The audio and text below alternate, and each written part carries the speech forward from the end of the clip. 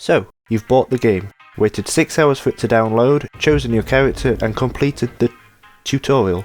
That doesn't really toot you much. But worry not, here's a cut down guide to using your ship. Now there are 3 types of ships, Sloop, Brigantine and Galleon, but for this guide I'll be showing you the Sloop, since it can be used solo or with one other crewmate and in my opinion is the best ship to start off learning how things work. The wheel, the big round thing, it steers the ship left or right. There's a golden spoke to indicate the middle and makes a clunk sound when you're either in the middle or hard over. Note that if your anchor and sails are up, your ship can turn on the spot. If the wheel gets damaged, you can still turn, but turning speed will be reduced until you repair with wooden planks. The anchor, or capstan. You'll lower it to stop the ship moving either when docked, out in open sea or in a storm. The time needed to raise the anchor varies depending on the ship and how many people are helping to raise it. As you can guess, the sloop is the quickest, then brigantine, then galleon. If the capstan is damaged, it can still be lowered as usual, but if you need to raise the anchor, not as many people can help raise it at the same time, but you can still use it until you repair with wood. You can also do a handbrake turn, not exactly Tokyo drifting, but you lower the anchor while moving with the wheel turned. Sails, the most obvious thing on the ship. Rope 1 is to adjust the length, which decides the speed of the ship. You can also turn tighter the slower you go. The second rope is to change the angle of the sails. This makes sure you optimise the wind to help you go as fast as possible. You'll know when you've done it right, as the sails will become tense and will make a sail sound.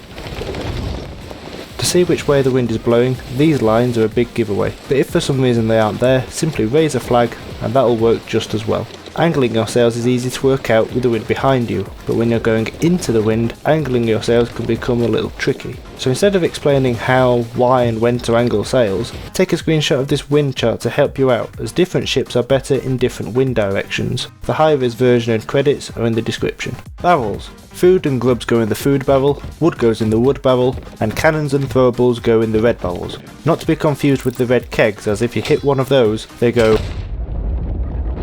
The map table. It shows the map. You can move around using mouse or WASD and can click to circle stuff to keep things organised. North is always up, unless you're upside down. There may be different icons on the map that you need to know. A gold or red skull is a Reaper's item that can be picked up. A red and white skull is the Fort of the Damned key. This flag means there is a Reaper's emissary flag, which is another player, more on that in another guide.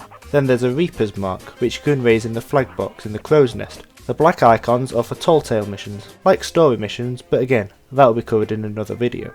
The other kind of table. The Voyage Table is an empty poker table where you can vote to start your purchased voyages or tall tales. You can also vote to cancel them here too. Note that you can only have one voyage and or one tall tale active at one time.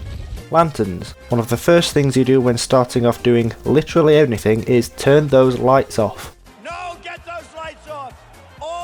Other players can see you more clearly, like a "Hey, I'm over here" signal. The lower lights can leak through the hull sometimes, mainly on brigs, but it's safe to turn them all off anyway. If you obtain different coloured lights, you can set lantern colours and retrieve them later to keep them safe. This is needed for either special events or Fort of the Damned. The water barrel. It can hold 3 buckets full and can be refilled by pulling the lever. It's useful for putting out fires when there are no holes letting water in. A small trick is that you don't need to pull the lever all the way. You only need to make a little bit of water come out to register as a fill. The stove. As you can guess, you can cook stuff on your ship. This includes various meat and fish. You can also cook fruit and bait here, but why would you? It'd just burn and take all the nutrition out of it. There's an app called Sea of Thieves cooking timer that lets you keep track of when food is cooked, so you know how to cook it perfectly every time. Cook too much and you'll burn it and it'll have the same value as cardboard. If you still don't take it off, it'll set fire and spread to the rest of your ship. Not cooked enough and you'll get food poisoning, causing you to be sick and ruin the floor and everybody else's day. You'll also hear a distinct sizzle when it's cooked, and should be a nice golden colour. All cooked foods will give you a decent amount of health plus a regen bonus, so that's nice.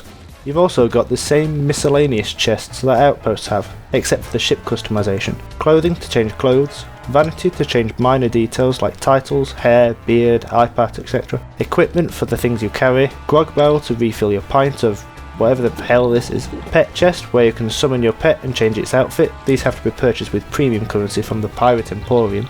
Ammo box and armory, where you change between your 2 weapon slots between sword, pistol, sniper and blunder. All have unique properties and advantages, but these again will be covered in a future video.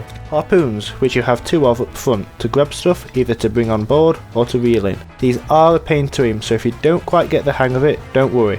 No one has. My advice is to aim where the item is rather than where it will be, and aim slightly lower. When you hit either an item or another player, it will automatically reel it in for you, allowing you to pick it up off the end. You can also reel the harpoon in by holding right click, which comes in very useful for doing hard turns or bringing other ships closer to you. There's also the option of locking the harpoon in place, so you keep the same distance around a point by keeping down the R button.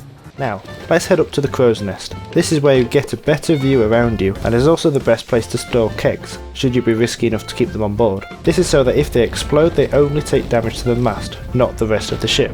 You'll also find a flag box with different coloured flags in them. Be warned that the red Reaper's flag means you want to fight, and also puts your ship's position on the map, so be careful with this one. There's also a bell at the top and bottom, and it goes... It's not just players that can talk too. Your ship makes some important sounds to let you know what's happening to it. Creaking sounds mean there's water on your ship and you might need to start bailing. There's also a glugging sound, which means you're taking on water and should probably patch the hole before it becomes a problem. You can also check if you're leaking by looking through the grate in the floor instead of running below deck. If there is water or puddles, you might want to take a closer look, but if it's dry, no problem, no holes, you're good. The mast makes some sounds too when hit. You'll hear wood cracking, meaning the mast has taken damage and needs wood to repair. This will play twice if hit, and then the third time the mast will fall, giving you a sound of wood splitting, then falling over.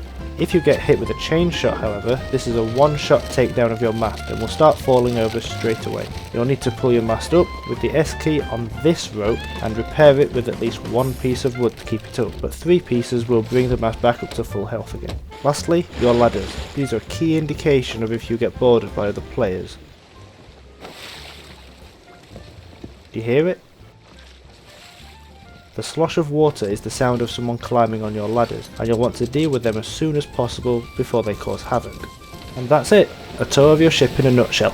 I've missed out minor details which I'll go over in more videos to come, but that should be enough to get you acquainted with your ship and know everything it does. Hope this guide helps you out in getting you started, so have a nice day, and I wish you the best of luck out on the seas.